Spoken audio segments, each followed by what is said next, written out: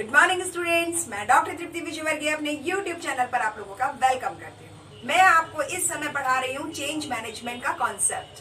बहुत सारी चीजें बता दी हैं। आज की क्लास में आपको बताने वाली हूँ किस तरह से ये पूरी प्रक्रिया चलती है, मतलब प्रोसेस ऑफ चेंज मैनेजमेंट। कहने को और सुनने को ये बहुत आसान लगता है, पर चेंज मैनेजमेंट का process it's not an easy task. बहुत सारी चीजें हैं जो इंटरकनेक्टेड होती हैं। हमें टाइमली ऑब्जर्व करना होता है, उसके लिए टाइमली डिसीजन लेना होता है और टाइमली इन्वॉल्व करना होता है लोगों को, ताकि कि कम से कम विरोध हो। बहुत सारे लोग अगर आपके चेंज को अपोज करते हैं, विरोध करते हैं, तो it is very tough to implement the change.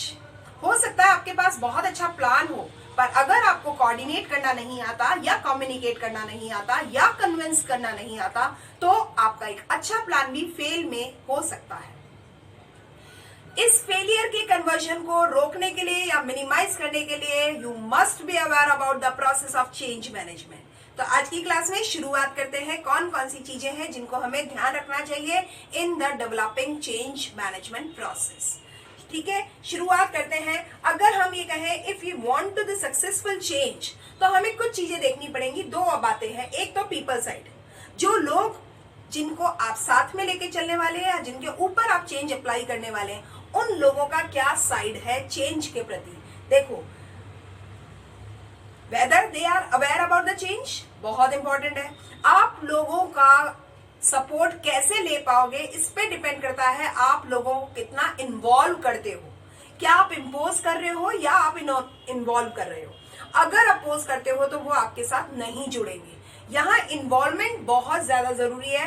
तो क्या वो अवेयर है आप क्या करने वाले हो, एक बात। नंबर 2 बात, क्या उनकी इच्छा आपकी इच्छा के साथ मैच करती है। अगर आपकी इच्छा और उनकी इच्छा मैच नहीं करती है, तो maybe there is a chances of a great resistance. विरोध की संभावनाएं बढ़ जाएंगी। क्यों बढ़ जाएंगी? क्योंकि आप जो चीज उनके भले के लिए करना चाहते हो या ऑर्गेनाइजेशनल इंटरेस्ट में करना चाहते हो, मे बी उन्हें लगे कि आप उनके ऊपर वो चीज थोप रहे हैं, इम्पोज कर रहे हैं। तो इसलिए this is a very needy thing कि आप उनकी डिजायर को समझिए। अगर नहीं समझ रहे हैं या उनकी डिजायर आपको नहीं मिल रही है, तो आपको उससे कन्विंस करना पड़ेगा, उनकी डिजायर को कन्वर्ट करना ही पड़ेगा। एक चीज होती है वांट, एक चीज होती है नीड और एक चीज होती है डिजायर।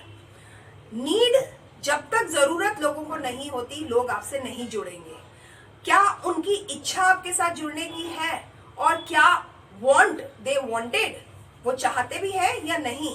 तो ये जो वांट है, नीड है और डिजायर है, इनकी डिग्री में एक अलग अंतर होता है। तो आपको उनकी डिजायर को डेवलप करना होता है, तभी वो आपके साथ जुड़ेंगे। तो सबसे पहली बात हुई अवेयरनेस, आप उन्हें बताइए। दूसरी बात, उनके डिजायर को छेड़िए, डेवलप कीजिए और उन्हें जोड़िए। उन्हें नॉलेज दीजिए कि अगर आप ये चेंज अप्लाई करने वाले हैं तो इससे उनका क्या भला होगा। हर एक जो व्यक्ति है इस धरती पर, हर एक व्यक्ति अपने इस जानकारी को एनरिच करना चाहता है कि हमें सामने वाले से क्या मिलेगा, उनको क्या फायदा होने वाला है। इसको अगर हम एक टर्म की बात करेंगे, दैट इज स्टेक होल्डर्स। एक चेंज के साथ इनडायरेक्टली और डायरेक्टली बहुत सारे स्टेक होल्डर्स जुड़े होते हैं, हितकारी उसमें जुड़े हुए होते हैं। तो कितने लोगों का स्टेक होल्डर्स वो लोग जुड़े हुए हैं, ये हमें देखना होगा और उनको इस चीज की जानकारी देनी होगी। इन ऑल मतलब क्या है, you have to communicate smartly and effectively to all those changes which you are plan to apply. अगर आप ये काम कर पाते हैं तो ही वो आपको सपोर्ट करेंगे। इसकी उम्मीद जगेगी, इसकी गारंटी अभी भी नहीं है। तो नॉलेज दीजिए उन्हें कि इससे आपका क्या भला होने वाला है। एबिलिटी, आप उनकी उस क्षमता को, उस योग्यता को पहचानिए, उसके अनुसार उनके हिसाब से उन पर एक चेंज को अप्लाई कीजिए। अगर आप लोगों के इस एस्पेक्ट को पकड़ पाते हैं कि वो लोग क्या कर सकते हैं और वो लोग क्या कर रहे हैं, देखिए वेरिएशन होता है what we are doing and what we can do. अगर मेरा मैनेजर या अगर मेरा मेंटर मेरी इस दो क्षमताओं को, मेरी योग्यता और क्षमता दोनों को वो समझ पाता है, तो वो मुझसे सही तरीके से उसे एक्सप्लोर कर सकता है। If the manager or the mentor is not able to identify the ability and the capacity of the person, that means this is the failure of that mentor or manager. तो ये ability होनी चाहिए कि आप लोगों की skills को, उनकी नॉलेज को, उनकी कैपेसिटी को, उनकी एबिलिटी को how to you explore, right. तो ये एबिलिटी हो गया। रीइंफोर्समेंट, आप उन पर कब कैसे लागू करते हैं, आप उस पर अप्लाई कर रहे हैं, इम्पोज कर रहे हैं। ये बहुत सारी चीजें हैं जिससे आपको ये समझ में आ जाएगा कि आपका चेंज किस दिशा में, किस तेजी से आगे बढ़ेगा। ये जो डायरेक्शन है ये सक्सेस की तरफ जा रही है। अगर आप तरीके से अवेयर करते हुए, उनकी डिजायर को जोड़ते हुए, नॉलेज देते हुए, उनकी एबिलिटी को एक्सप्लोर करते हुए रीएनफोर्स करते हैं, then there is a chances to get the success in your change plan. ठीक है, तो ये जो चीज आई ये हमें समझ में आती है पीपल्स साइड, राइट, लोगों की तरफ के दिमाग से। अगर हम बात करें फेजेस ऑफ चेंज, प्रोजेक्ट किस तरह के रूप बदलता है, एक चेंज का जो आपका प्रोजेक्ट है, एक प्लान जो है वो किस तरह से रूप बदलता है। सबसे पहली बात होती है क्या वो बिजनेस की नीड है। अगर वो बिजनेस की नीड है तो उसके लिए आपको कंसेप्ट और उसका डिजाइनिंग करनी पड़ेगी, उसको समझना पड़ेगा, आइडेंटिफाई करना पड़ेगा और उसके लिए पूरी तरीके से एक बहुत अच्छा प्लान करना पड़ेगा। इसी को हम कहते हैं पीडीएसए। मैंने एक डायग्राम आपके सामने बोर्ड पे बनाया है, दैट इज पीडीएसए। यही आपके प्रोजेक्ट का काम करने वाला है जो कि चेंज का होने वाला है। तो कंसेप्ट और डिजाइनिंग में कैसे रोल होगा कि हम कैसे प्लान करते हैं। Firstly we have to plan, then we will do at that plan, then we will study all the failures, all the alternatives, वो सारी चीजें उनको हम स्टडी करेंगे। then we will action, we will take the action, हम लोग action लेंगे। अगर एक्शन में हमें सक्सेस मिलती है तो वेल एंड गुड, नहीं मिलती है तो हमें उसे फ्रीक्वेंट बदलाव करना होगा और उसको वापस से बदलाव करते हुए, फीडबैक लेते हुए अप्लाई करना होगा। तो plan, do, study and act, ये कंटिन्यूअस मोड पे चलती है। अगर ये कंटिन्यूअस मोड पे चलती है तो ही आगे आपको बेहतरीन दिशा में आपकी डिजाइनिंग करवाती है। ये चीज इंटरकनेक्टेड है, राइट। तो ये जो कंसेप्ट एंड डिजाइनिंग है ये आपको समझ में आना चाहिए। अब आता है जब आपने अच्छा प्लान कर लिया, अब आपको इम्प्लीमेंट करना है, यानी अपने प्लान को एक्चुएट करना है। अगर आप प्लान को एक्चुएट करते हो with the full smart resources and sources utilization, then there is a chance. आपको इम्प्लीमेंट करते समय बहुत सारी चीजें जो आपके पेपर पे आई हैं उनको प्लेन पे लाने के लिए बहुत सारी चीजों को तरीके से, सीक्वेंस में, ऑर्डरली प्लान करते हुए काम करना होता है। जब आप इम्प्लीमेंट करते हो तब आपको पता चलता है काम कैसा हुआ। और पोस्ट इम्प्लीमेंटेशन ये कहता है after the implementation you have to get the feedback.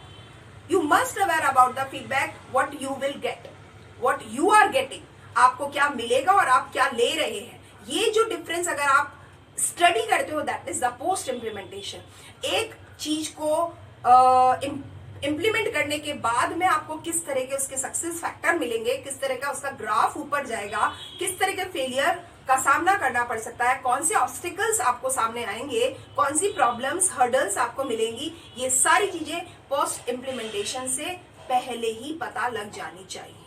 Post implementation तो उसका एक्चुअल डिजाइनिंग है।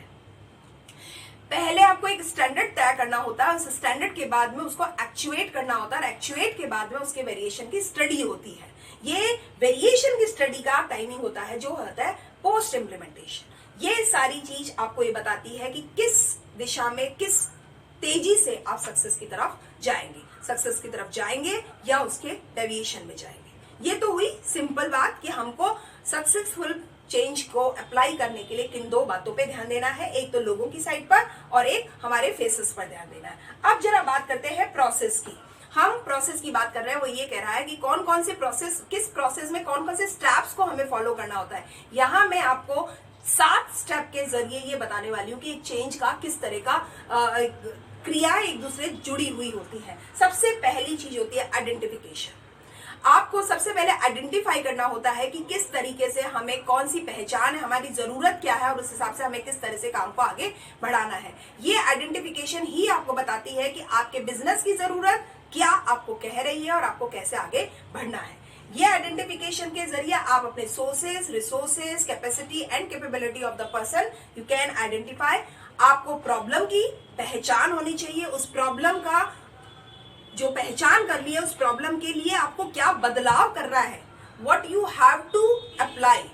आपको करना क्या है, ये पहचान होना भी बहुत ज्यादा जरूरी है। फिर प्रेजेंट करना, अपने उस बात को, अपनी इस जो आपने प्रॉब्लम को आइडेंटिफाई किया उसको प्रेजेंट करना होगा, लोगों को कम्युनिकेट करना होगा। हमने यहाँ पे एक बात कही है कि अवेयरनेस, तो आपने जिस चीज को पहचाना है कि ये एक समय की जरूरत है या आने वाला समय आपको ये कहता है कि इस तरीके की चीजों को अप्लाई करना जरूरी हो गया है, तो इस बात को आप प्रेजेंट कीजिए अपने लोगों के साथ में। हाउ टू यू प्रेजेंट, देखिए बहुत ज्यादा इंपॉर्टेंट होता है। कम्युनिकेशन में बताया जाता है what you are saying, it is not so important how you are delivering the message या how you are saying, it is most important. The way of talking you are adopting, this is the most important thing. तो आप किस तरीके से present करते हैं अपनी बात को, एरोगेंट वे में, सॉफ्ट वे में, इन्वॉल्विंग वे में या इम्पोजिंग वे में, वो ही बहुत इंपॉर्टेंट चीज हो जाती है। तो आप अपने आप को प्रेजेंट कैसे करते हैं, अपनी बात को जब रख लेते हैं तो आगे एक बात आती है प्लानिंग। अपनी प्लानिंग को रखिए, अपनी प्लानिंग के बारे में अवेयरनेस दीजिए, उनकी जानकारी बढ़ाइए और उन्हें बताइए कि आप उनके साथ कैसे जुड़ने वाले हैं और आप उनको कैसे जोड़ने वाले हैं। ये सारी चीजें अपनी प्लानिंग के जरिए आप बताएंगे। फिर अपने प्रोवाइड रिसोर्सेज, जब लोगों को आप जोड़ लेते हैं तो अपने सोर्सेज और रिसोर्सेज को आप प्रोवाइड कीजिए, आप उन्हें वो सारी पावर दीजिए जिसमें वो अपने आप को कंफर्ट फील कर सके। तो चेंज मैनेजमेंट में एक बहुत इंपॉर्टेंट चीज होती है, जस्ट गिव अ स्पेस। आप अगर कोई बदलाव करना चाहते हैं तो उन्हें एक छूट दीजिए, एक स्थान दीजिए, एक गैप दीजिए जिसमें वो अपने आप को कंफर्ट फील कर सके और सांस ले सके। ये जो सांस ले पाते हैं इसका ये मतलब है कि आप जब सोर्सेज देते हैं, रिसोर्सेज देते हैं, देखो सोर्सेज वो चीज होती है जो जितने भी चीजें हमारे को, हमने अपने जो गॉडमेड थिंग्स है उसकी हेल्प से जो हमने बनाई है, दैट इज सोर्सेज। और जितनी भी नेचर गिफ्टेड या गॉड गिफ्टेड थिंग्स होती हैं वो सब रिसोर्सेज होती हैं। तो एक बिजनेस में हमें सोर्सेज की भी जरूरत पड़ती है और रिसोर्सेज की भी जरूरत पड़ती है। तो how to explore the source and resources and how to you provide the source and resources totally depend on the nature of the manager. वो किस तरीके से लोगों को जोड़ रहा है और किस तरीके से चीजों को प्रोवाइड कर रहा है। If you are able to provide the things smartly, then people will get develop the thing या will to join you। ये खास बात होती है। अब कम्युनिकेशन, उन्हें बताइए कि आप क्या करने वाले हैं, कैसे करने वाले हैं। जब आप रिसोर्सेज प्रोवाइड कर देते हैं उनको कैसे यूटिलाइज किया जाना है और ऑर्गेनाइजेशनल इंटरेस्ट में उसको कैसे सपोर्ट करना है वो कम्युनिकेट कीजिए। देन आप उन लोगों को काम करने दीजिए, मॉनिटर कीजिए। मॉनिटर करने का मतलब है आप उन्हें ऑब्जर्व करते रहिए। इंटरफेरेंस और मॉनिटरिंग में अंतर होता है। इंटरफेरेंस में तो आप उनको करते हुए काम को रोक रहे हैं, बीच में टोक रहे हैं, और मॉनिटरिंग में आप ये देख रहे हैं कि क्या काम सही चल रहा है, अगर कहीं गलत हो रहा है तो आप उसे करेक्शन दे सकते हैं। तो you are just giving the guideline. आपको एक मार्च पास्ट की तरह से होना है, आपको एक लाइमलाइट की तरह से होना है जिसको टाइमली वो बता दे कि कहीं गलती ना हो जाए।